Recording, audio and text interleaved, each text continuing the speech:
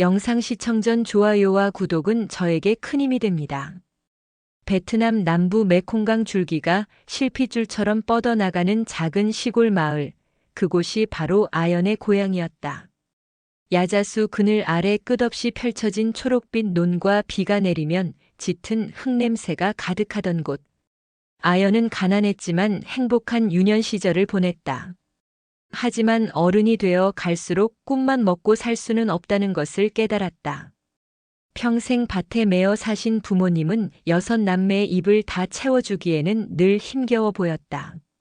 맏딸인 아연은 이 지긋지긋한 가난의 고리를 끊어내고 싶었다. 한국 드라마에 나오는 화려한 도시와 열심히 일하면 누구나 잘 살 수 있다는 이야기는 아연에게 한 줄기 빛과 같았다. 코리안 드림은 그녀의 가슴을 뛰게 하는 유일한 희망이었다. 그러던 어느 날 마을의 결혼 중매인을 통해 한국 남자를 소개받게 되었다. 사진 속 남자는 아연보다 20살은 좋기 많아 보였지만 선하게 웃는 인상이 마음에 들었다.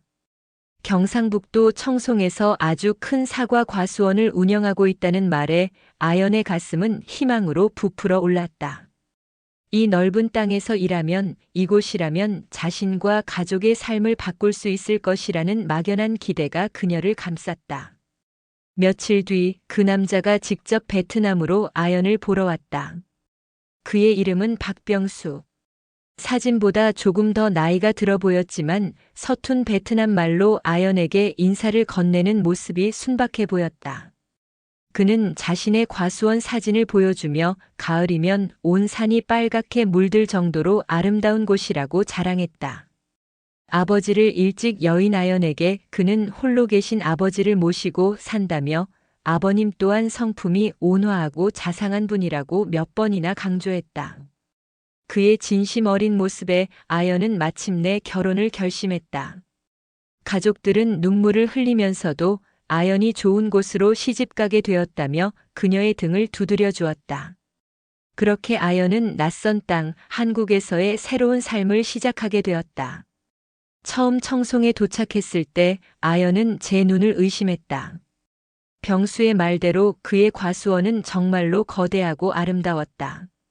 산 하나를 통째로 깎아 만든 듯한 과수원에는 사과나무가 끝도 없이 펼쳐져 있었고 가을 햇살을 받은 사과들은 보석처럼 반짝였다. 그녀는 가슴 가득 달콤한 사과 향기를 들이마셨다. 시아버님 될 박두만 영감은 처음 만난 아연을 친딸처럼 따뜻하게 맞아주셨다. 오늘 고생 많았다, 아가. 이제 여기가 내 집이다.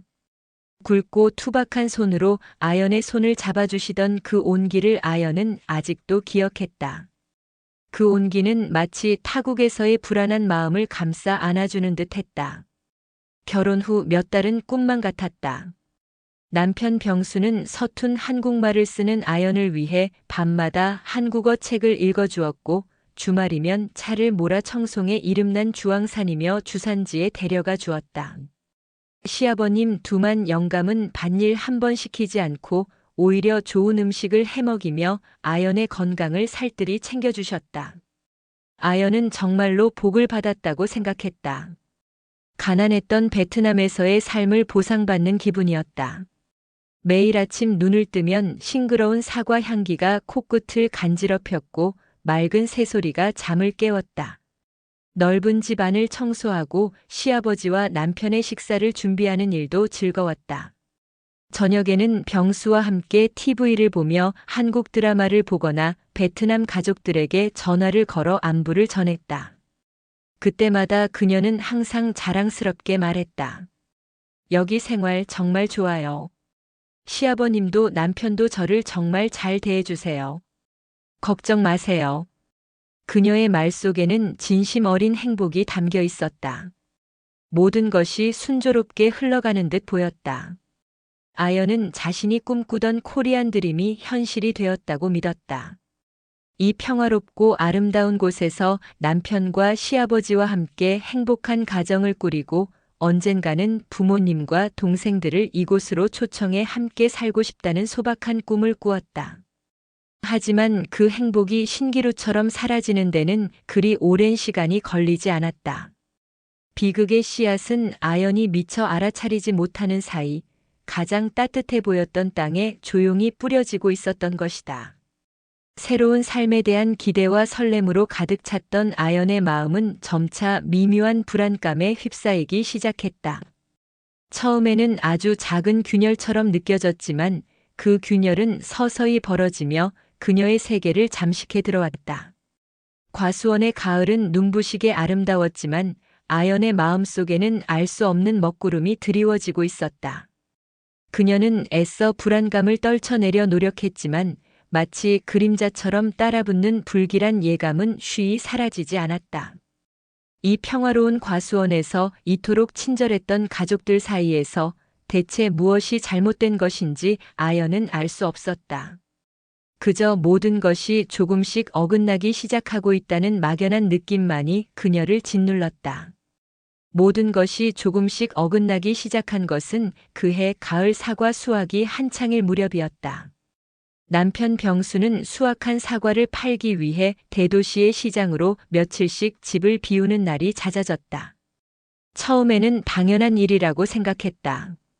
사과 농사라는 것이 원래 그렇게 바쁜 법이니까. 병수가 집을 비우는 날이면 집에는 아연과 시아버지 두만 영감 단둘이 남게 되었다. 처음에는 아무렇지 않았다.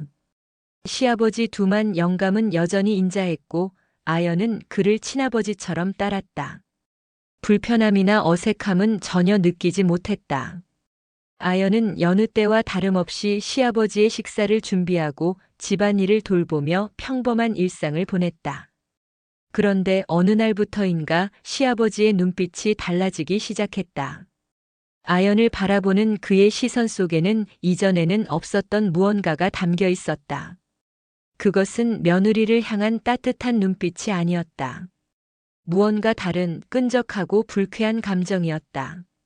마치 깊은 곳에서 솟아나는 욕망이 그 눈빛을 지배하는 듯 했다.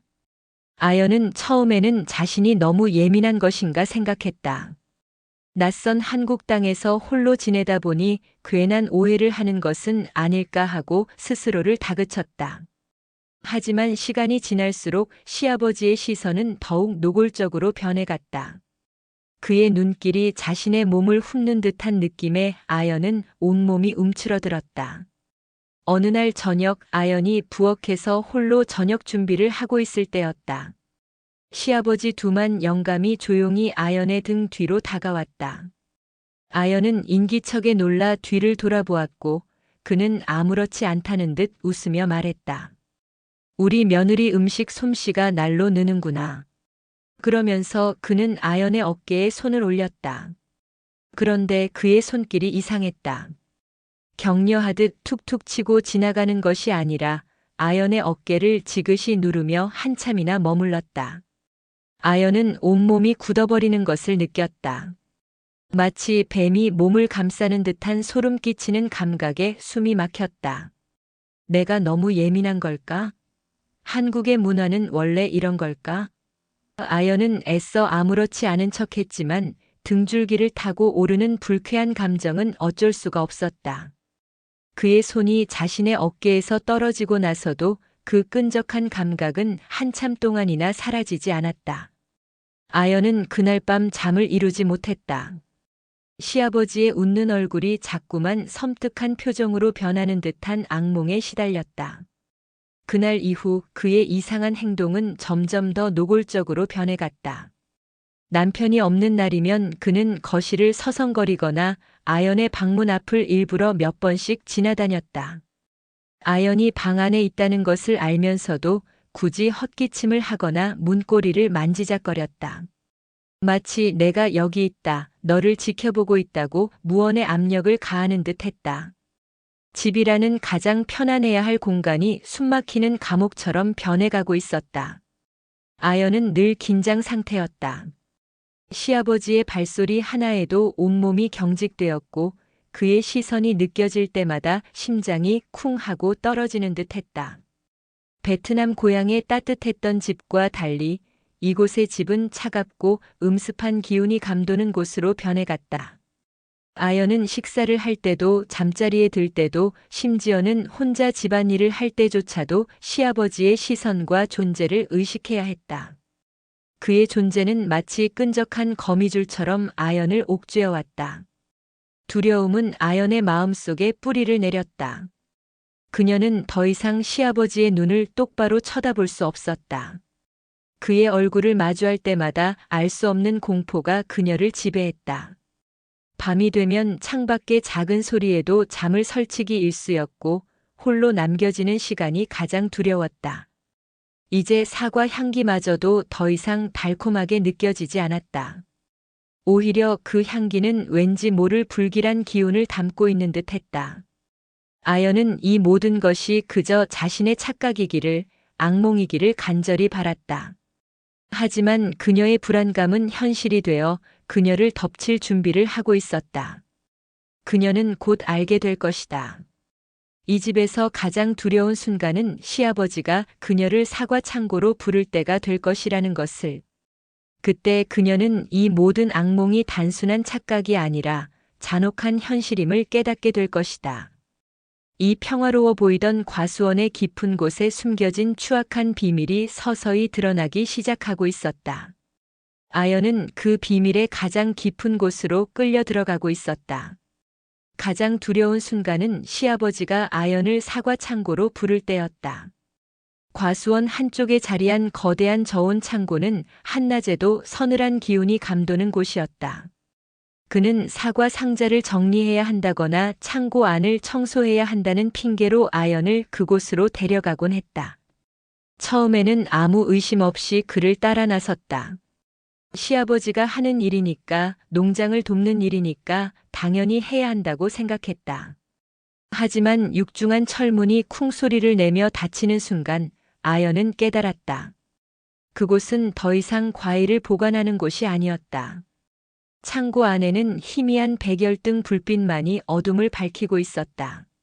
사과가 익어가는 달콤한 향기와 차갑고 눅눅한 흙냄새가 뒤섞여 기묘한 분위기를 자아냈다. 그 달콤함 속에 숨겨진 눅눅함이 아연의 신경을 예민하게 만들었다. 시아버지는 문을 안에서 걸어 잠갔다. 철컥하는 소리가 귓가를 파고들었다. 아연은 그제야 무언가 잘못되었다는 것을 깨닫고 뒷걸음질 쳤다. 아버님, 왜 문을?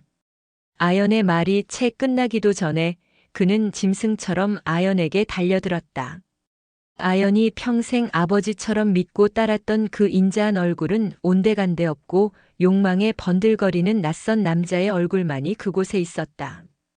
그의 눈빛은 맹수처럼 번득였고 그에게서 풍기는 역겨운 냄새가 아연의 코를 찔렀다. 아연은 필사적으로 저항했다. 소리를 지르고 그의 팔을 물어뜯고 발버둥을 쳤다. 안 돼요. 아버님, 제발요. 하지만 남자의 완력 앞에 28살 여자의 저항은 너무나 무력했다. 아연의 울음은 수북이 쌓인 사과 상자 더미에 부딪혀 공허한 메아리가 될 뿐이었다. 창고의 차가운 시멘트 바닥에 내던져진 아연은 온몸에 소름이 돋았다. 그녀의 눈에서는 뜨거운 눈물이 쉴 새 없이 흘러내렸다. 차가운 바닥의 냉기와 대비되는 그녀의 뜨거운 눈물이 그녀의 뺨을 타고 흘러내렸다. 그날 그 차갑고 어두운 창고 안에서 아연은 모든 것을 잃었다. 제 몸과 마음 그리고 한국이라는 낯선 땅에서 품었던 한 가닥 희망까지.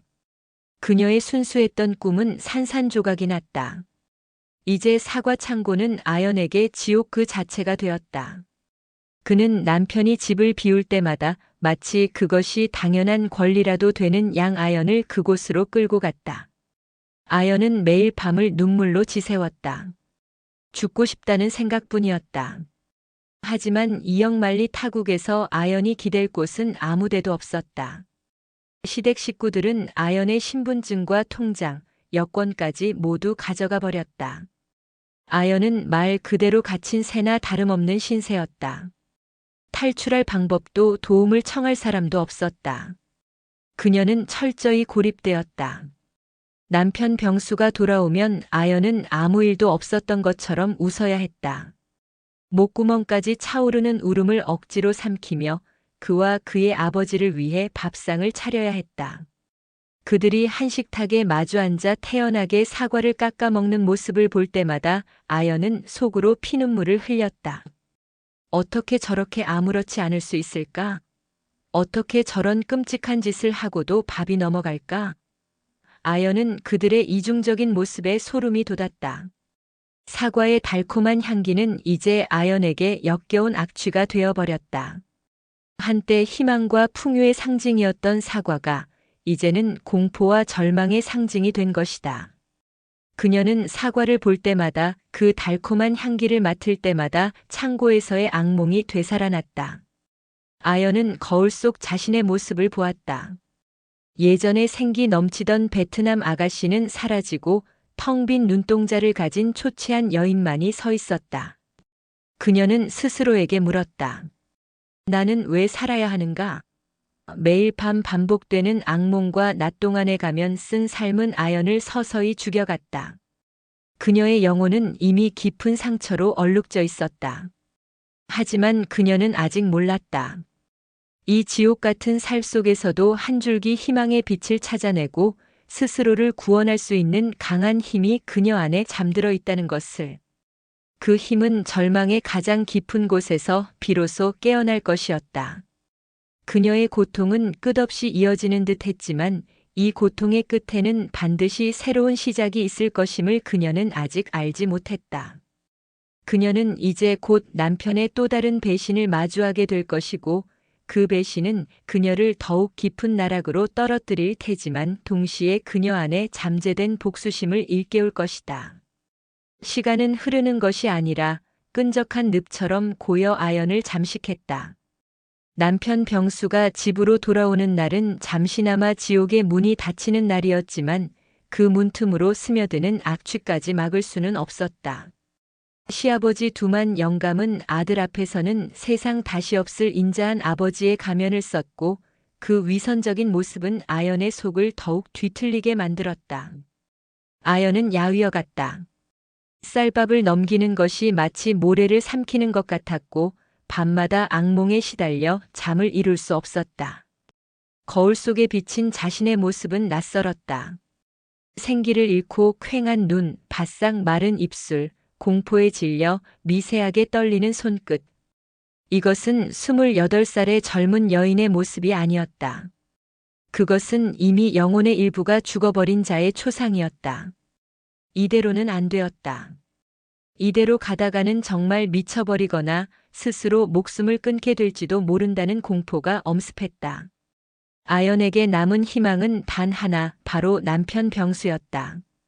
그는 비록 아버지의 그늘 아래 무기력한 모습을 보일 때도 있었지만 아연에게는 유일하게 기댈 수 있는 존재였다. 처음 한국에 왔을 때 보여주었던 그의 다정함, 서툰 한국말을 가르쳐주며 환하게 웃던 그의 미소. 그 기억들이 희미한 불씨처럼 아연의 마음속에 남아있었다. 그래, 그는 모를 것이다. 아버지가 뒤에서 저지르는 끔찍한 만행을 알 리가 없다. 알게 된다면 그 역시 분노하고 자신을 지켜줄 것이다. 그는 내 남편이니까. 이 썩어 문드러진 현실 속에서 아연이 붙잡을 수 있는 유일한 동아줄이었다. 그날 밤 병수가 대도시 시장에서 돌아왔다. 피곤한 기색이 역력했지만 그는 아연이 차려준 저녁상을 말없이 비웠다. 시아버지 두만 영감은 낮에 있었던 과수원 일을 제잘거리며 아들과의 대화를 즐겼다. 아연은 그들의 대화를 들으며 밥을 꾸역꾸역 목구멍으로 넘겼다. 심장은 금방이라도 터져버릴 듯 세차게 뛰었고 손바닥은 축축하게 젖어들었다. 오늘 밤에는 반드시 말해야 한다. 더 이상 미룰 수 없었다. 식사가 끝나고 시아버지가 자신의 방으로 들어간 뒤 부부가 침실에 단둘이 남게 되었다. 병수는 피곤하다며 자리에 바로 누웠다. 아연은 떨리는 손으로 이불을 정리하며 그의 옆에 조심스럽게 누웠다. 방 안에는 무거운 침묵이 흘렀다. 병수의 고른 숨소리만이 정적을 깨고 있었다. 아연은 몇 번이나 입술을 달싹였지만 차마 말이 떨어지지 않았다. 목구멍에 거대한 돌덩이라도 걸린 듯 했다. 수치심과 공포가 그녀의 혀를 마비시켰다. 하지만 지금 말하지 않으면 영원히 기회는 없을지도 모른다. 아연은 마지막 남은 용기를 쥐어짰다. 여보. 떨리는 목소리가 어둠 속으로 희미하게 퍼져나갔다. 병수는 잠결에 대답하는 듯 웅얼거렸다. 왜 그래, 피곤한데? 할 말이 있어요. 아연의 목소리에 담긴 심상치 않은 기운을 느꼈는지 병수가 천천히 몸을 돌려 아연을 바라보았다. 어둠 속에서도 그의 눈이 번뜩이는 것이 보였다. 아버님이 저에게.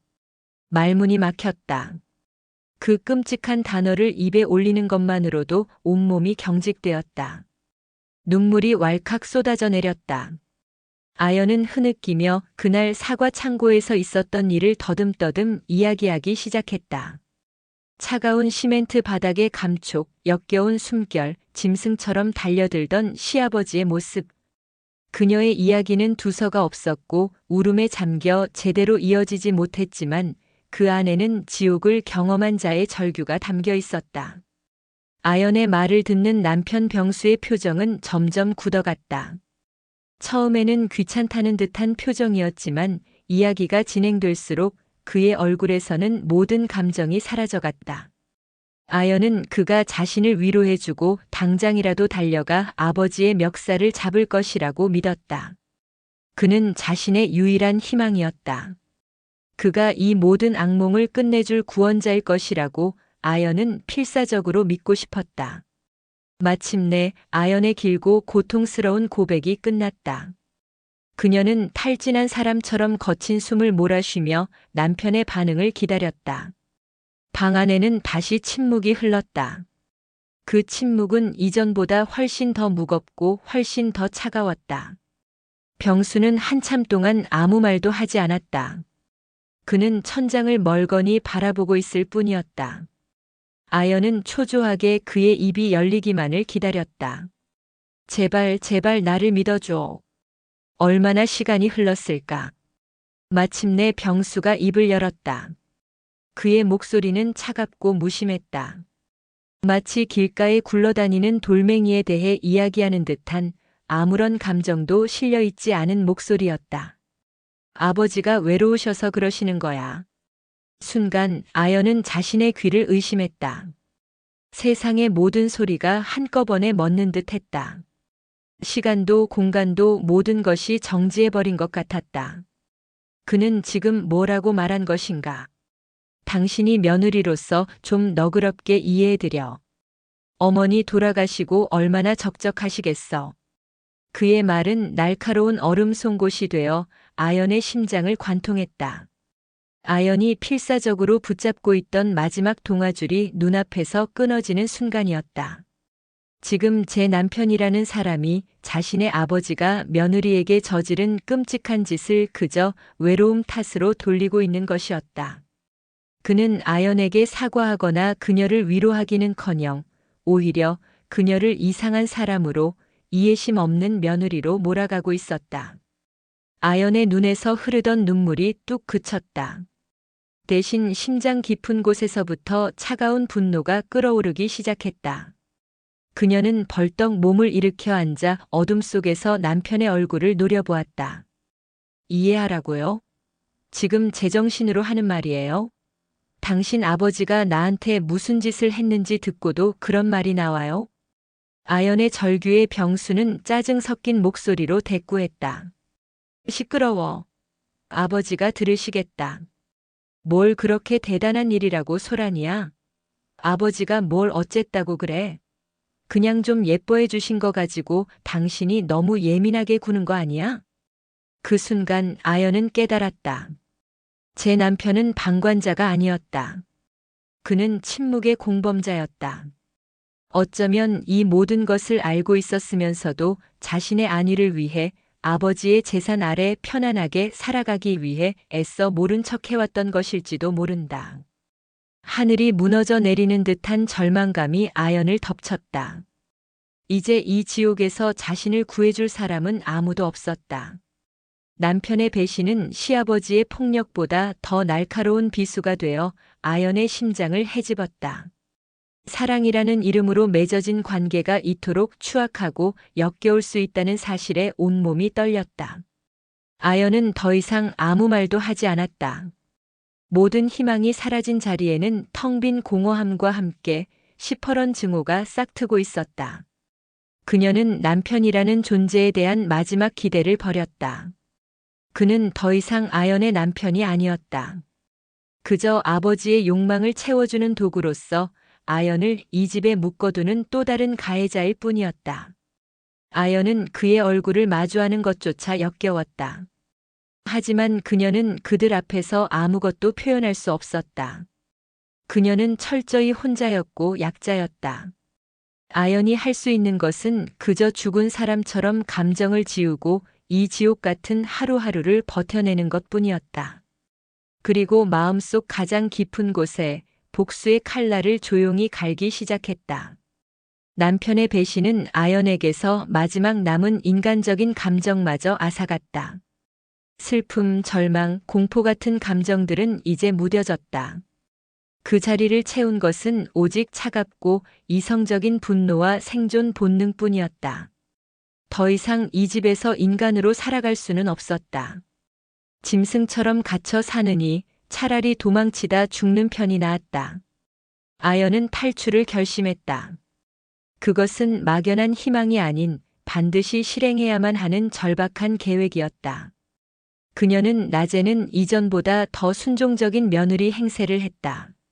시아버지의 말에 고분고분 따랐고 남편의 시중을 들었다. 그들의 경계심을 풀어야만 했다.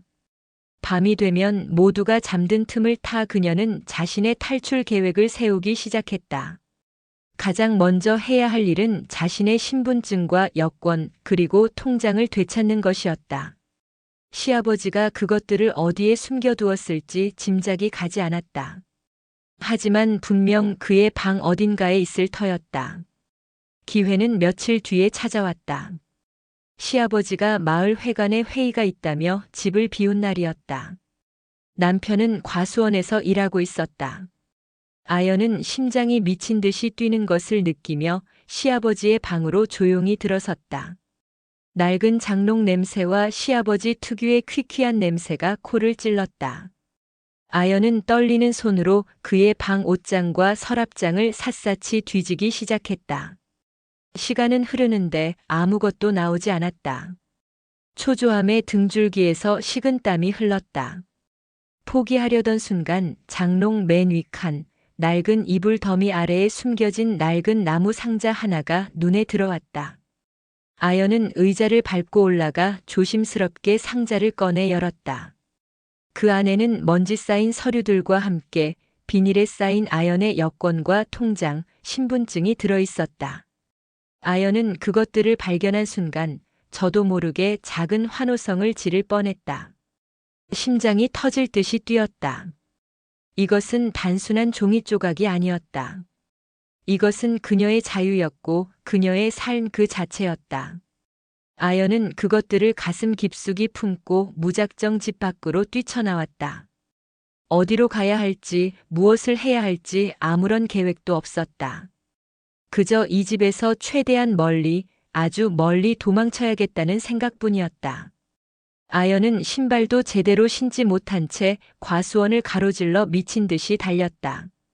사과나무 가지에 얼굴이 긁히고 발바닥이 날카로운 돌부리에 찢겨 피가 났지만 아픔을 느낄 겨를도 없었다. 그녀의 등 뒤에서 시아버지와 남편의 목소리가 들리는 듯한 환청에 시달리며 그녀는 오직 앞만 보고 달렸다. 한참을 달려 마을 어귀의 버스 정류장에 도착했을 때 아연은 숨을 헐떡이며 서울로 가는 버스를 기다렸다. 낡은 정류장 표지판에 적힌 서울이라는 두 글자가 그녀에게는 천국으로 가는 이정표처럼 보였다. 바로 그때였다. 등 뒤에서 익숙한 경운기 소리가 들려왔다. 설마 하는 마음에 뒤를 돌아본 아연의 얼굴이 하얗게 질렸다. 남편 병수였다. 그는 밭에서 돌아오던 길에 정류장에 서 있는 아연을 발견한 것이었다. 그는 경운기에서 내리더니 믿을 수 없다는 표정으로 아연에게 다가와 그녀의 팔을 거칠게 잡아 끌었다.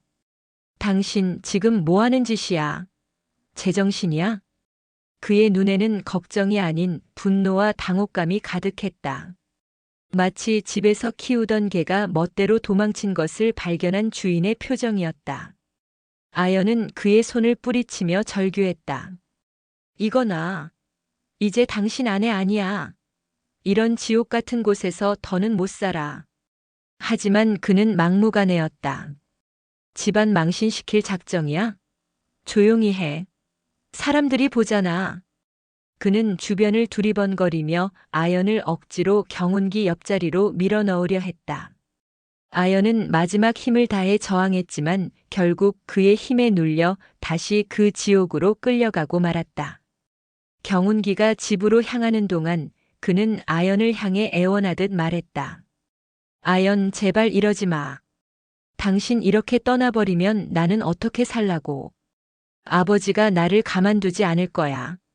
내 인생은 끝장이라고. 그는 끝까지 아연의 아니가 아닌 자신의 걱정만 하고 있었다. 그 순간 아연은 모든 희망과 기대를 완전히 놓아버렸다. 그리고 그 빈자리에 도끼 어린 결심이 자리 잡았다. 집으로 끌려온 아연을 기다리고 있던 것은 시아버지의 불호령이었다. 그는 아연의 머리채를 휘어잡고 그녀를 마당으로 내동댕이 쳤다. 이 배은망덕한 년. 우리가 너를 어떻게 거둬주고 먹여 살렸는데 감히 도망을 쳐? 그의 폭력은 이전보다 훨씬 더 심해졌다. 아연의 탈출 시도 이후 감시는 더욱 철저해졌고 사과 창고로 끌려가는 횟수는 더욱 잦아졌다. 아연은 깊은 절망의 늪에 빠져들었다. 매일 밤 사과 창고의 차가운 시멘트 바닥에 웅크리고 누워 이 고통을 끝낼 수 있는 방법은 오직 죽음뿐이라고 생각했다. 그녀의 몸과 마음은 만신창이가 되었다. 절망의 가장 깊은 곳에서 인간은 때로 가장 강한 힘을 발휘하기도 한다. 아연 역시 마찬가지였다. 죽음의 문턱까지 갔던 어느 날 밤 창고의 희미한 백열등 불빛 아래 웅크리고 있던 아연은 문득 정신이 번쩍 들었다. 이대로 죽는 것은 너무나 억울했다. 나를 이렇게 만든 저 악마 같은 인간들에게 아무런 죗값도 치르게 하지 않고 이대로 사라져버리는 것은 진정한 패배라고 생각했다. 베트남에서 평생을 희생하신 부모님과 자신의 행복을 빌어주던 동생들의 얼굴이 눈앞에 어른거렸다. 아연은 그들을 위해서라도 이렇게 무너질 수는 없었다. 그날 이후 아연은 달라지기로 결심했다. 더 이상 눈물만 흘리는 나약한 피해자가 아니라 복수를 준비하는 강한 생존자가 되기로. 그녀는 그들에게 무릎 꿇지 않을 것이며 언젠가 반드시 그들을 법의 심판대에 세울 것이라고 맹세했다. 하지만 어떻게? 아연에게는 돈도 힘도 도와줄 사람도 없었다. 그녀가 가진 것이라고는 억울함과 분노뿐이었다. 아연은 방법을 찾아야만 했다.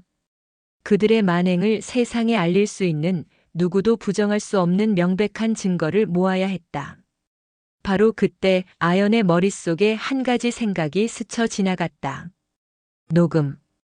그들의 목소리. 그들이 자신에게 내뱉는 폭언과 협박, 그 음흉한 웃음소리를 모두 기록하는 것이었다. 그것이야말로 그들의 추악한 가면을 벗겨낼 가장 강력하고 확실한 무기가 될 것이었다. 아연의 텅 비었던 눈동자에 차갑고 예리한 빛이 감돌기 시작했다.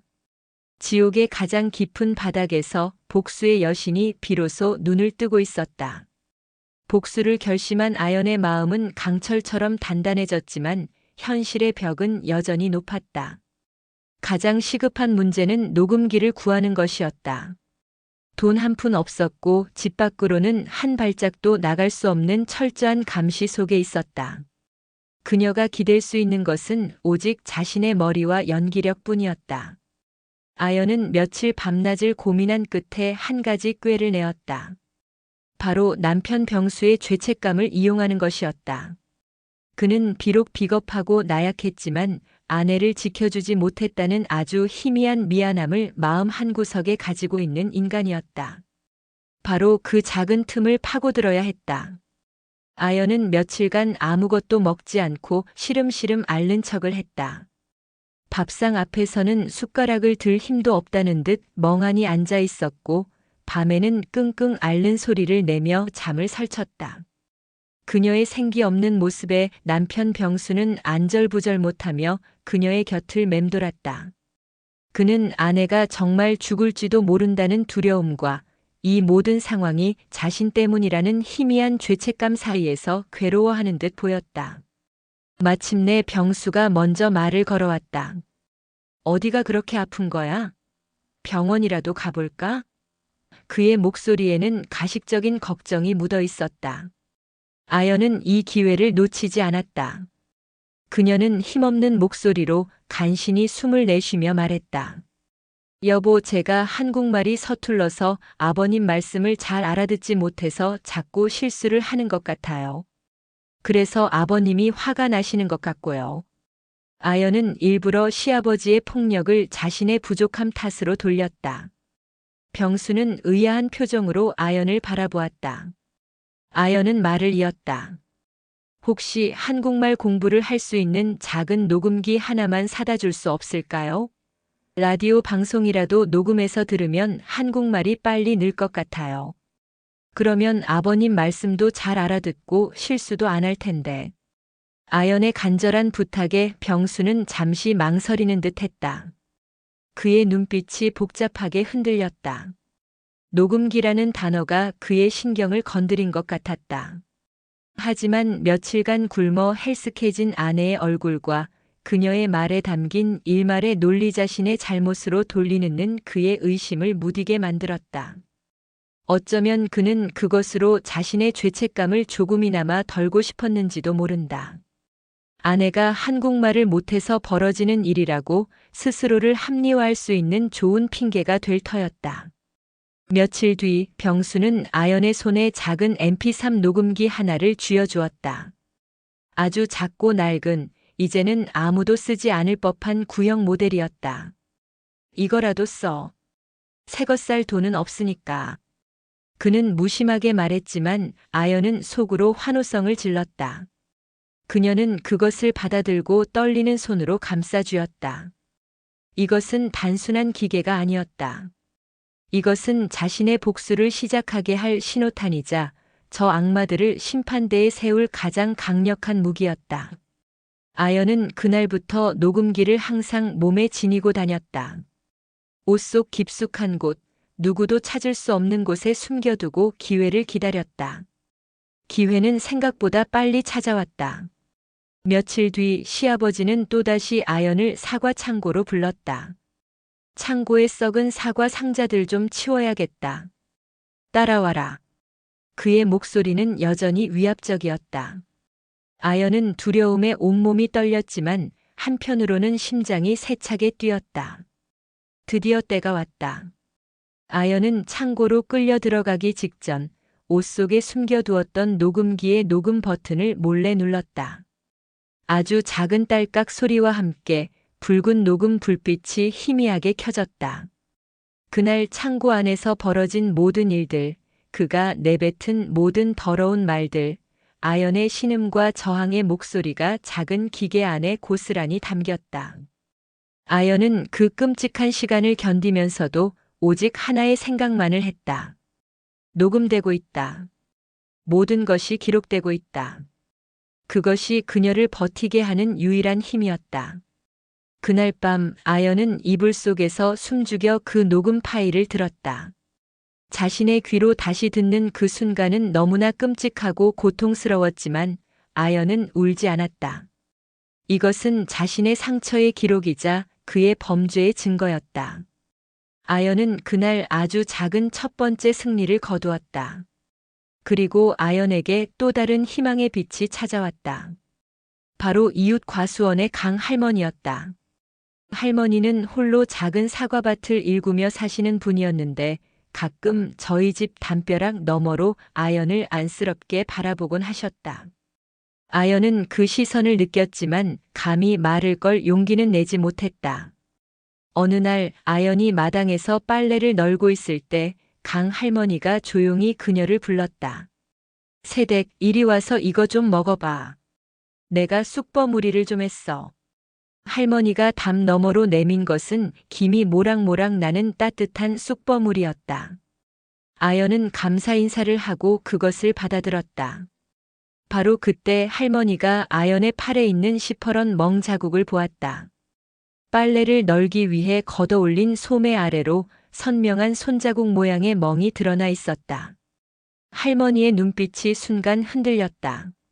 하지만 그녀는 아무것도 묻지 않았다. 그저 아연의 손을 꼭 잡아주며 낮은 목소리로 말했다. 힘들지? 다 안다. 그래도 절대 죽을 생각은 말아라. 목숨만 붙어 있으면 언젠가는 좋은 날이 온다. 할머니의 따뜻한 위로에 그동안 강철처럼 버티고 있던 아연의 감정이 한순간에 무너져 내렸다. 아연은 그만 참았던 눈물을 터뜨리고 말았다. 그날 아연은 처음으로 자신의 편이 되어줄 사람을 만났다. 강 할머니와의 만남은 아연의 삶에 작은 변화를 가져왔다. 굳게 닫혀있던 아연의 마음에 아주 작은 틈이 생겼고 그 틈으로 희미한 빛이 새어 들어오기 시작했다. 그녀는 더 이상 혼자가 아니었다. 보이지 않는 무기와 함께 이제는 기댈 수 있는 동맹까지 얻게 된 것이었다. 복수를 향한 길은 여전히 멀고 험난했지만 이제는 결코 외롭지 않을 터였다. 강 할머니와의 만남 이후 아연의 삶에는 미세하지만 결정적인 균열이 생겼다. 그것은 절망의 벽에 생긴 작은 틈이었고 그 틈으로 희미한 빛과 함께 한 줄기 바람이 불어들어오고 있었다. 그녀는 더 이상 완벽한 고립 상태가 아니었다. 담벼락 너머에 자신의 고통을 짐작하고 침묵으로 지지해주는 존재가 있다는 사실만으로도 아연은 다시 숨을 쉴 수 있었다. 복수를 향한 그녀의 의지는 날이 갈수록 더욱 치밀하고 냉정해졌다. 녹음기는 그녀의 몸의 일부처럼 항상 함께했다. 그녀는 단순히 시아버지의 폭언과 학대의 순간만을 기록하지 않았다. 이제 그녀의 귀는 모든 것을 담는 지옥의 기록관이 되었다. 시아버지 박두만이 술에 취해 아들 박병수에게 자신의 젊은 시절 무용담을 늘어놓으며 여자는 때려야 말을 듣는다는 둥의 궤변을 토할 때도 남편 병수가 아버지 앞에서는 설설기면서도 뒤에서는 베트남에서 돈 주고 데려왔으면 그 값을 해야지라며 비겁하게 자신을 모욕하는 순간도 그들이 한패가 되어 아연의 서툰 한국말을 흉보며 낄낄거리는 모든 순간들이 차곡차곡 기록되었다. 사과창고. 한때 공포와 치욕의 공간이었던 그곳은 이제 거꾸로 진실의 증거를 쌓아 올리는 가장 중요한 공간이 되었다. 아연은 그곳에 끌려갈 때마다 공포에 떠는 나약한 피해자를 연기하면서도 머릿속으로는 냉철하게 상황을 분석하고 녹음기의 성능을 최상으로 유지하려 애썼다. 조금 더 가까이 그의 목소리가 더 선명하게 담겨야 해. 그녀는 육체적 고통 속에서도 정신의 끈을 놓지 않았다. 그녀는 녹음된 파일들을 날짜별로 정리하고 그날 있었던 일들을 베트남어로 쓴 낡은 공책에 꼼꼼하게 기록했다. 언제, 어디서, 누가 어떤 말을 했고 어떤 폭력을 행사했는지. 멍이 든 곳은 옷으로 가려진 부위를 몰래 사진으로 찍어두었다. 이 모든 것이 언젠가 법정에서 저들의 죄를 입증할 가장 강력한 무기가 될 것이라고 믿었다. 하지만 증거를 모으는 과정은 살얼음판을 걷는 것과 같았다. 시아버지 박두만은 짐승 같은 본능을 가진 교활한 인간이었다. 그는 아연의 작은 변화를 의심하기 시작했다. 예전처럼 절망에 빠져 울기만 하던 며느리가 언젠가부터 눈물을 그치고 자신을 죽은 듯한 눈으로 똑바로 쳐다보는 날이 많아졌기 때문일 것이다. 그 눈빛에는 더 이상 공포가 아닌 무언가 차갑고 단단한 것이 자리 잡고 있었다. 어느 날 저녁 식사 자리에서 그가 툭 던지듯 물었다. 요즘 너 좀 이상하구나. 무슨 꿍꿍이라도 있는 게냐? 그의 날카로운 질문에 아연은 심장이 철렁 내려앉았지만 애써 태어난 척 대답했다. 아닙니다, 아버님. 제가 뭐요? 그 눈빛 말이다. 꼭 죽은 송장 눈깔 같구나. 마음에 안 들어. 그는 의심의 눈초리를 거두지 않았고 그날 이후 아연을 더욱 집요하게 감시하기 시작했다. 가장 아찔했던 순간은 그가 예고 없이 아연의 방을 뒤졌을 때였다. 그날도 그는 아연을 창고로 끌고 가려 했지만 아연이 몸이 좋지 않다는 핑계로 버티자 그는 길길이 날뛰며 그녀의 방으로 쳐들어왔다. 인연이 이제 꾀병까지 부리는구나. 내 방에 뭘 숨겨뒀는지 내 눈으로 직접 확인해야겠다. 그는 짐승처럼 으르렁거리며 아연의 이불과 옷가지를 마구잡이로 헤집어 놓았다. 서랍을 열어젖히고 장롱문을 활짝 열었다. 아연은 그 순간 심장이 멎는 듯 했다. 녹음기와 일기장을 침대 매트리스 및 뜯어진 틈새 깊숙한 곳에 숨겨두기는 했지만 만약 발각되기라도 한다면 모든 것이 끝장이었다. 그것은 단순한 물건이 아니었다. 그녀의 목숨과도 같은 것이었다. 박두만은 한참이나 방 안을 뒤지다가 매트리스를 들어 올리려는 듯 한쪽 귀퉁이를 잡았다. 아연은 저도 모르게 비명을 지를 뻔했다.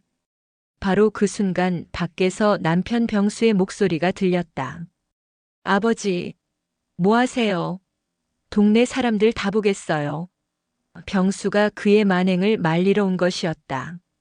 박두만은 혀를 차며 아연의 어깨를 거칠게 밀치고는 방을 나갔다. 오늘은 운 좋은 줄 알아라.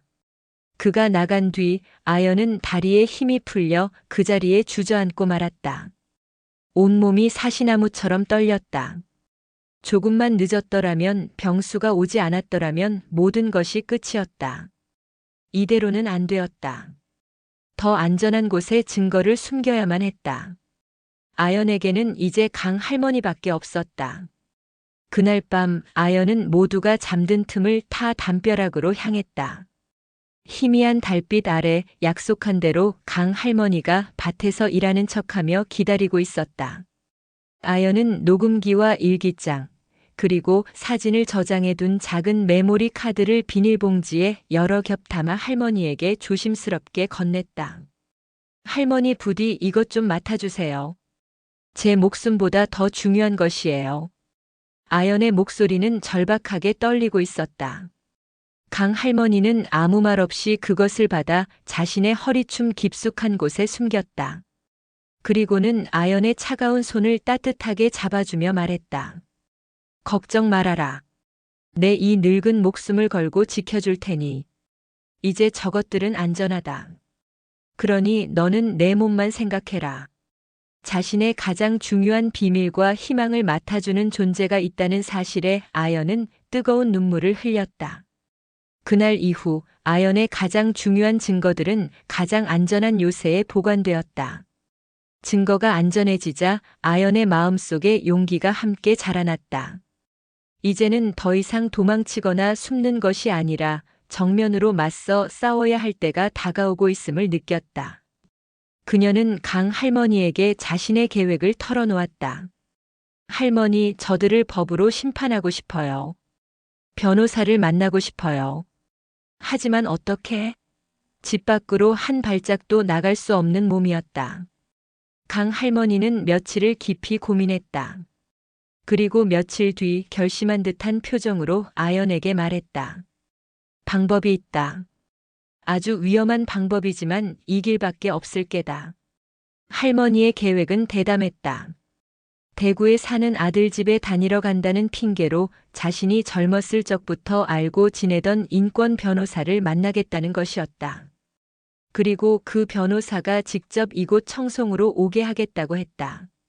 물론 시아버지와 남편에게는 할머니의 먼 친척 조카가 잠시 다니러 온 것처럼 꾸며야 했다. 그것은 매우 위험하고 대담한 계획이었지만 그들에게는 다른 선택의 여지가 없었다. 며칠 뒤 강 할머니는 밭일을 하는 척하며 아연에게 작은 쪽지 하나를 건네주었다. 거기에는 날짜와 시간 그리고 김영미 변호사라는 이름이 적혀 있었다. 심판의 날이 조금씩 그러나 분명하게 다가오고 있었다. 약속한 날이 밝았다. 그날따라 하늘은 유난히 맑고 푸르렀지만 아연의 마음은 폭풍 전야처럼 고요하면서도 세차게 요동쳤다. 아침부터 심장은 진정되지 않고 가슴을 쿵쿵 울려댔다. 오늘 그녀는 자신의 운명을 바꿀지도 모르는 사람을 만난다. 그것도 가장 위험한 장소, 적진의 한복판인 자신의 집에서. 강 할머니의 계획은 치밀했다. 김영미 변호사는 할머니의 대구 사는 조카 행세를 하며 집을 방문하기로 했다. 시아버지 박두만과 남편 박병수에게는 할머니가 그 조카에게 과수원에서 일손 도울 사람을 수소문해달라 부탁했고 그 조카가 직접 사람을 데리고 인사차 들르기로 했다고 둘러대었다. 가을 수확철이라 일손이 부족했던 터라 그들은 별다른 의심 없이 고개를 끄덕였다. 오히려 공짜로 일꾼을 알아봐 준다는 말에 박두만은 겉으로 흡족한 미소를 짓기까지 했다. 오후 2시. 약속된 시간이 되자 낡은 승용차 한 대가 먼지를 일으키며 집 마당으로 들어섰다. 아연은 마루에 앉아 무심한 척하면서도 온 신경을 차에 집중했다. 차에서 내린 것은 강 할머니와 세련된 정장 차림의 젊은 여성이었다. 바로 김영미 변호사였다. 그녀는 생각보다 훨씬 젊고 당차 보였다. 아연은 떨리는 마음을 애써 감추고 공손하게 허리를 숙여 그들을 맞이했다. 시아버지 박두만은 평소처럼 인자한 주인의 가면을 쓰고 헛기침을 하며 마루에서 내려왔다. 그는 김영미 변호사를 위아래로 훑어보며 말했다. 아이고, 귀한 분이 이 누추한 곳까지 오셨네. 우리 강 여사님 조카 되시는 분이요? 김영미 변호사는 조금도 당황한 기색 없이 환하게 웃으며 능숙하게 대답했다. 네, 어르신. 말씀 많이 들었습니다. 이모님께서 늘 어르신 댁 칭찬을 많이 하셔서요. 과수원이 정말 대단하네요. 그녀의 자연스러운 연기에 아연은 속으로 감탄했다. 박두만은 칭찬이라는 말에 금세 기분이 좋아져 껄껄 웃으며 그들을 거실로 안내했다. 남편 병수도 어색하게 웃으며 그 뒤를 따랐다. 거실에 마주 앉은 그 시간은 아연에게는 피를 말리는 고문과도 같았다. 자신의 인생을 망가뜨린 원수들과 자신의 유일한 희망이 될지도 모르는 사람이 한 공간에 앉아 태연하게 사과를 깎아먹으며 대화를 나누고 있었다.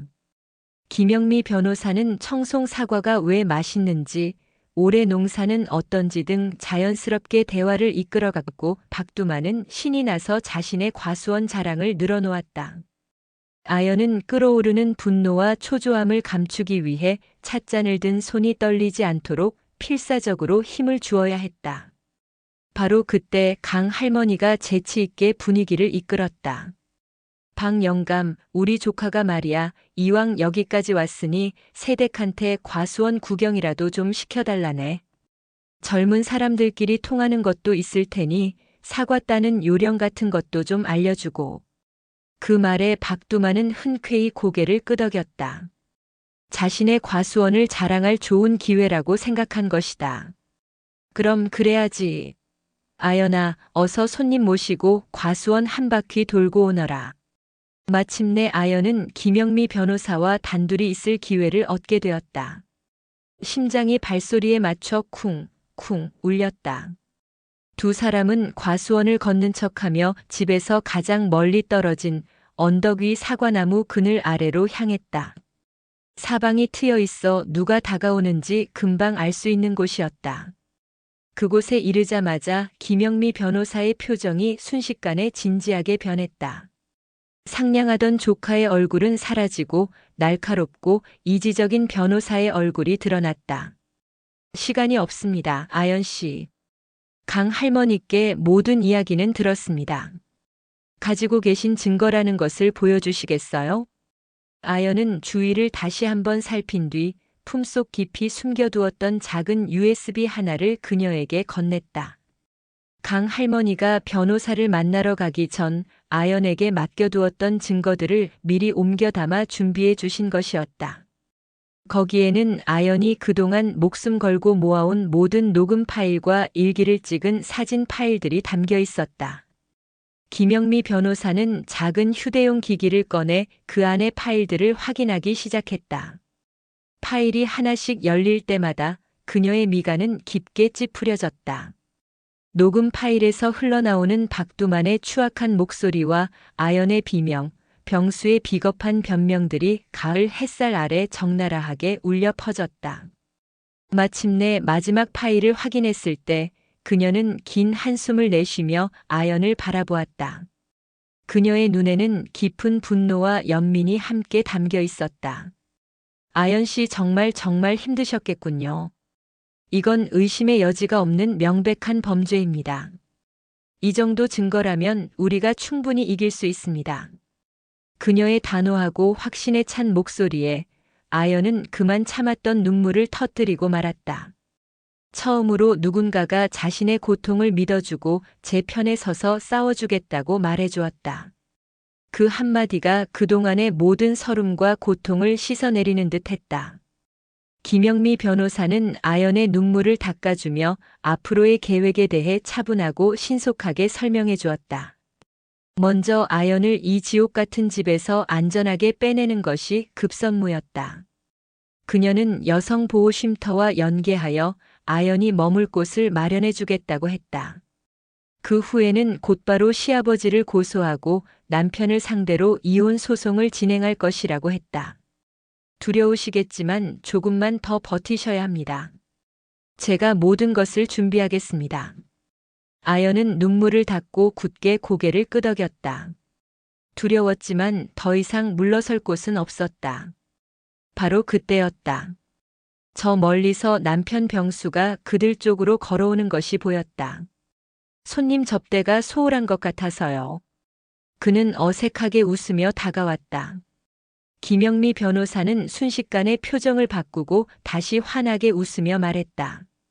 아닙니다. 과수원이 너무 아름다워서 시간 가는 줄도 몰랐네요. 이제 슬슬 돌아가 봐야겠습니다. 그 아슬아슬한 순간을 넘기고 그들은 집으로 돌아왔다. 김영미 변호사는 돌아가기 직전 아연과 악수를 하며 그녀의 손에 작은 쪽지 하나를 쥐어주었다. 다음에 일꾼들 데리고 다시 한번 들르겠습니다. 그녀는 박두만에게 인사를 남기고 강 할머니와 함께 차를 타고 떠났다. 아연은 떨리는 손으로 쪽지를 펼쳐보았다. 거기에는 날짜와 함께 새벽 2시, 마을 입구 느티나무 아래라고 적혀 있었다. 탈출의 날이 정해진 것이었다. 심장이 다시 한번 세차게 뛰기 시작했다. 이제 전쟁의 서막이 올랐다. 탈출을 약속한 날까지의 며칠은 아연의 인생에서 가장 길고도 끔찍한 시간이었다. 시간은 흐르는 것이 아니라 한 겹 한 겹 의심과 불안으로 쌓여가는 듯 했다. 그녀는 시아버지 박두만과 남편 박병수 앞에서 그 어느 때보다 더 순종적인 며느리, 착한 아내 행세를 해야만 했다. 그들의 의심을 단 한 톨도 사서는 안 되었다. 아연은 매일 아침 그들을 위해 정성껏 밥상을 차렸고 그들의 더러운 농담에도 애써 희미한 미소를 지었다. 속은 시커멓게 타 들어가고 있었지만 겉으로는 아무렇지 않은 척 모든 것을 체념한 사람처럼 행동했다. 그녀의 연기는 완벽에 가까웠다. 박두만은 그녀의 풀 죽은 모습에 만족하며 진작 그랬어야지. 여자는 매가 약이야라며 혀를 찾고 남편 병수는 아내가 마침내 현실을 받아들였다고 생각하는 듯 안도하는 기색이었다. 그들은 아연의 침묵 아래에서 어떤 거대한 폭풍이 자라나고 있는지 전혀 눈치채지 못했다. 밤이 되면 아연은 이불 속에서 숨죽여 울며 약속된 시간이 오기만을 간절히 기도했다. 조금만 더 버티는 거야. 그녀는 자신을 다독이며 베트남에 있는 가족들의 얼굴을 떠올렸다. 그 얼굴들이 그녀를 버티게 하는 유일한 힘이었다. 드디어 약속한 날 밤이 되었다. 그날 밤은 유난히 달빛도 없는 칠흑 같은 어둠이 깔려 있었다. 아연은 짐을 꾸릴 수도 없었다. 그저 평소에 입던 낡은 옷차림 그대로 맨몸으로 빠져나가야 했다. 그녀는 뜬 눈으로 밤을 새우며 두 남자가 깊은 잠에 빠지기만을 기다렸다. 옆에서 들려오는 병수의 코 고는 소리가 오늘따라 천둥 소리처럼 크게 들렸다. 자정이 넘고 새벽 1시가 지나 온 세상이 깊은 잠에 빠진 듯 고요해졌다. 아연은 시아버지와 남편이 깊은 잠에 빠진 것을 확인한 뒤 조용히 침대에서 빠져나왔다. 낡은 마룻바닥이 삐걱거리는 소리 하나에도 심장이 철렁 내려앉아 바닥에 그대로 엎드릴 뻔했다. 그녀는 고양이처럼 발소리를 죽여 한 걸음 한 걸음 현관으로 향했다. 그 짧은 복도를 걷는 것이 마치 수만 리길을 걷는 것처럼 길고 아득하게 느껴졌다. 마침내 현관문 앞에 선 아연은 떨리는 손으로 문고리를 잡았다. 소리가 나지 않게 아주 천천히 조심스럽게 문을 열었다. 차가운 새벽 공기가 그녀의 얼굴을 스치는 순간 아연은 비로소 자유를 향한 첫걸음을 떼었음을 실감했다. 그녀는 뒤도 돌아보지 않았다. 마을 입구 느티나무까지는 꽤 먼 거리였다. 아연은 어둠 속을 미친 듯이 달렸다. 신발도 신지 않은 맨발이었지만 발바닥의 고통을 느낄 새도 없었다. 등 뒤에서 누군가 거기 서라. 고 외치며 쫓아오는 것 같은 환각에 몇 번이나 소스라치게 놀라 뒤를 돌아보았다. 하지만 뒤에는 짙은 어둠뿐이었다. 마침내 약속 장소인 거대한 느티나무 앞에 도착했을 때 아연은 숨이 턱까지 차올라 그대로 주저앉을 뻔했다. 바로 그때 어둠 속에 숨어있던 승용차 한 대가 헤드라이트를 짧게 2번 깜빡였다. 김영미 변호사였다. 아연은 마지막 남은 힘을 다해 차로 달려가 문을 열고 뛰어들었다.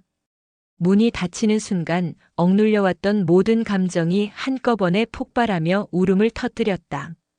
괜찮아요, 아연 씨. 이제 다 괜찮아요. 정말 잘 해냈어요. 김영미 변호사는 아연의 등을 안아주며 위로해 주었다. 차는 조용히 어둠 속을 뚫고 지옥 같았던 청송을 빠져나갔다. 아연은 차창 밖으로 점점 멀어지는 그 집을, 그 과수원을, 그 어둠을 바라보며 다시는 이곳으로 돌아오지 않으리라고 굳게 맹세했다. 아연이 머물게 된 곳은 서울 근교에 위치한 여성보호쉼터였다. 그곳에는 그녀와 비슷한 아픔을 가진 많은 여성들이 함께 생활하고 있었다. 낡고 작은 공간이었지만 아연에게는 세상 그 어떤 화려한 저택보다 더 안전하고 평온한 곳이었다. 그녀는 그곳에서 처음으로 마음 편히 잠을 잘 수 있었고 따뜻한 밥을 눈물 없이 먹을 수 있었다. 그리고 며칠 뒤 김영미 변호사를 통해 시아버지 박두만을 정식으로 고소했다. 소장이 접수되고 며칠 지나지 않아 청송의 그 집으로 법원에서 보낸 서류가 도착했을 것이다. 그 후의 일은 강 할머니를 통해 전해 들을 수 있었다. 할머니는 아연의 탈출 이후 걱정스러운 마음에 그 집 주변을 살피고 있었다. 집안은 그야말로 발칵 뒤집혔다고 한다.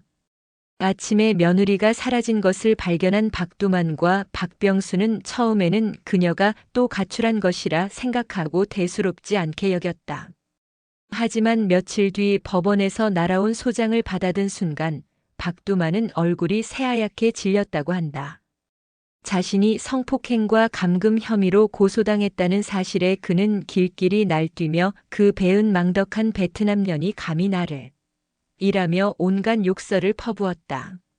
남편 병수는 겁에 질려 어쩔 줄을 몰라 하며 벌벌 떨기만 했다고 한다. 그들은 뒤늦게 아연을 찾기 위해 혈안이 되었지만 그녀의 행방은 그 어디에서도 찾을 수 없었다. 박두만은 경찰 조사를 받게 되었다. 그는 경찰서에서도 자신의 혐의를 완강히 부인하며 아연이 돈을 노리고 자신을 모함하는 것이라고 평소 행실이 좋지 않은 꽃뱀이라고 주장했다. 심지어 마을 사람들을 찾아다니며 헛소문을 퍼뜨리고 다녔다.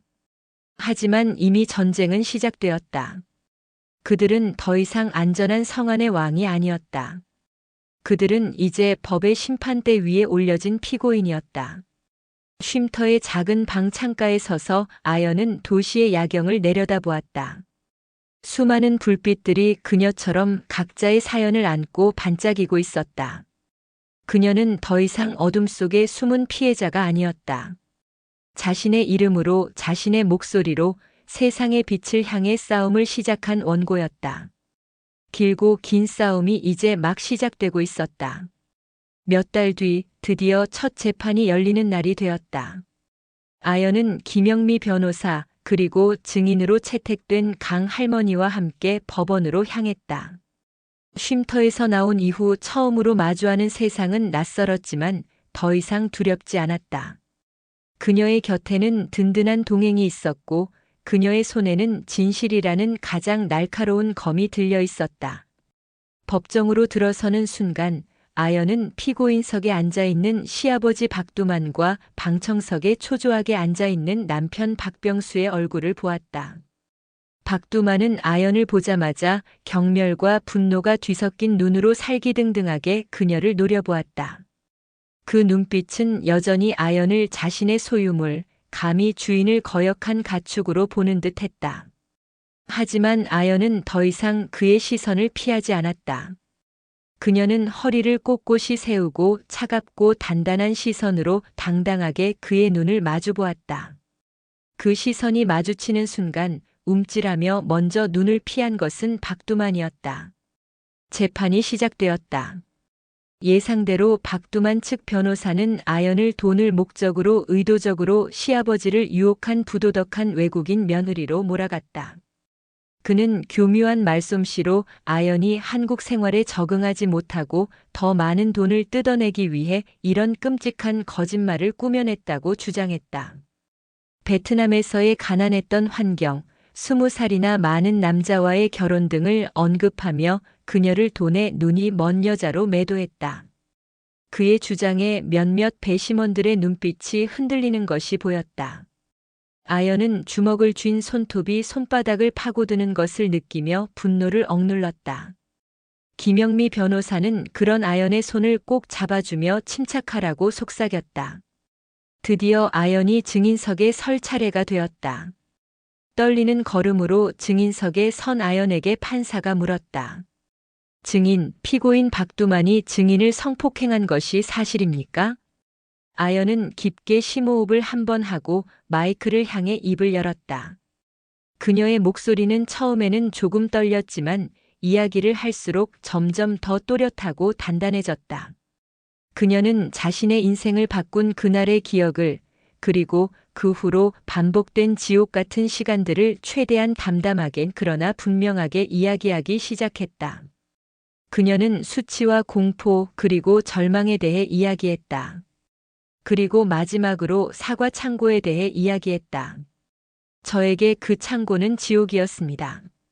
사과가 익어가는 달콤한 냄새는 제게는 역겨운 악취였습니다. 그곳에서 저는 인간으로서의 모든 존엄성을 짓밟혔습니다. 법정은 순식간에 물을 끼얹은 듯 정적으로 휩싸였다. 모두가 숨죽여 그녀의 이야기에 귀를 기울이고 있었다. 그때 김영미 변호사가 자리에서 일어났다. 재판장님, 증인의 증언을 뒷받침할 결정적인 증거 자료를 제출하겠습니다. 그리고 법정에는 아연이 목숨을 걸고 모았던 녹음 파일이 재생되기 시작했다. 아가, 이리 와보거라. 아비가 외로워서 그런다. 소리 지르지 마라, 이년아. 내년이 소리쳐봤자 여기는 아무도 오지 않아. 박두만의 음흉한 목소리와 아연의 겁에 질린 신음소리, 필사적인 저항의 목소리가 스피커를 통해 법정 전체에 섬뜩하게 울려 퍼졌다. 녹음 파일이 재생되는 동안 피고인석에 앉아있던 박두만의 얼굴은 하얗게 질려갔다. 그는 거짓말이야. 저건 조작된 거야. 라고 고래고래 소리쳤지만 그의 목소리는 절박하게 떨리고 있었다. 방청석은 술렁이기 시작했고 배심원들은 충격과 경악이 뒤섞인 표정으로 박두만을 바라보았다. 가장 결정적인 증거는 남편 박병수와의 대화 녹음이었다. 아버지가 외로우셔서 그러시는 거야. 당신이 며느리로서 좀 너그럽게 이해해드려. 남편의 비겁하고 냉담한 목소리가 흘러나오자 방청석에 앉아있던 박병수는 고개를 숙인 채 얼굴을 들지 못했다. 그의 침묵은 그가 유죄라는 가장 확실한 증거였다. 마지막 증인으로 강 할머니가 증인석에 섰다. 할머니는 떨리는 기색 없이 아연의 팔에서 보았던 멍 자국과 담벼락 너머로 들려오던 아연의 흐느낌에 대해 차분하게 증언했다. 그녀의 진솔한 증언은 박두만 측 변호사가 만들어낸 꽃뱀 프레임의 마지막 결정타를 날렸다. 모든 것이 끝났다. 이제 법의 심판만이 남아있었다. 몇 주 뒤 마침내 선고 공판이 열리는 날이 되었다. 아연의 사건은 언론을 통해 세상에 알려졌고 많은 사람들이 재판 결과에 주목하고 있었다. 아연은 담담한 마음으로 판결을 기다렸다. 어떤 결과가 나오든 그녀는 자신이 할 수 있는 최선을 다했기에 후회는 없었다. 판사님이 자리에서 일어나 길고 엄숙한 목소리로 판결문을 읽어내려가기 시작했다. 피고인 박두만. 피고인은 자신의 아들보다 어린 며느리를 상대로 자신의 보호와 감독 아래에 있는 가족에게 인간으로서는 차마 할 수 없는 끔찍한 범죄를 저질렀습니다. 자신의 잘못을 뉘우치기는커녕 피해자를 부도덕한 사람으로 몰아가며 2번 상처를 주는 일도 서슴지 않았습니다. 이에 재판부는 피고인에게 우리 사회로부터 영원히 격리될 필요가 있다고 판단하여 판사님의 목소리가 잠시 멈추었다. 법정의 모든 사람들이 숨을 죽였다. 주문. 피고인 박두만을 무기징역에 처한다. 그 말이 법정에 울려 퍼지는 순간 아연은 저도 모르게 눈물을 터뜨리고 말았다. 그것은 슬픔의 눈물이 아니었다. 억울함과 분노 그리고 길고 길었던 고통의 시간이 마침내 끝났다는 안도감에서 오는 눈물이었다. 박두만은 내가 뭘 잘못했다고. 이건 음모야. 라고 발악하며 법정 경위들에게 끌려나갔다. 남편 박병수는 범죄 방조 및 위증 혐의로 법정 구속되어 잿빛이 된 얼굴로 고개를 떨구었다. 그를 바라보는 아연의 마음속에는 더 이상 아무런 감정도 남아있지 않았다. 재판이 끝나고 아연은 법정 밖으로 나왔다. 그녀를 기다리고 있던 것은 수많은 기자들과 그녀를 응원하기 위해 찾아온 많은 사람들이었다. 그리고 그들 사이에는 환하게 웃으며 그녀를 기다리고 있는 강 할머니와 김영미 변호사가 있었다. 아연은 두 분에게 달려가 와락 안겼다. 고맙습니다. 정말 고맙습니다. 그녀의 울음 섞인 감사 인사에 두 분은 그저 말없이 등을 다독여 주었다. 그 후 남편을 상대로 한 이혼 소송도 순조롭게 진행되었다. 아연은 위자료로 과수원의 상당 부분을 받게 되었다. 돈이 목적은 아니었지만 그것은 그녀가 지난 세월 동안 겪었던 고통에 대한 최소한의 보상이자 그녀가 새로운 삶을 시작할 수 있는 발판이 되어 주었다. 아연은 그 돈으로 가장 먼저 베트남에 계신 부모님과 가족들을 한국으로 초청했다. 공항에서 몇 년 만에 다시 만난 가족들을 부둥켜 안고 그들은 한참을 울었다. 가족들은 그녀가 겪었을 끔찍한 시간들에 대해 가슴 아파하면서도 모든 것을 이겨내고 꿋꿋하게 일어선 딸이자 언니가 자랑스럽다고 말해주었다. 모든 법적인 절차가 마무리되고 아연은 마침내 온전한 자유의 몸이 되었다. 더 이상 그녀는 누군가의 며느리도 아내도 아니었다.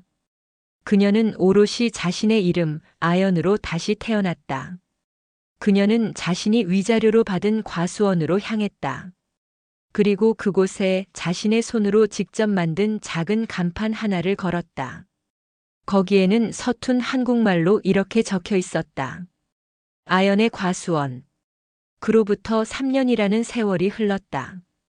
청송의 가을은 그 어느 때보다 아름다웠고 아연의 과수원 사과나무들은 탐스러운 결실을 주렁주렁 매달고 있었다. 아연은 더 이상 과거의 상처에 얽매여 눈물 흘리는 약한 여자가 아니었다.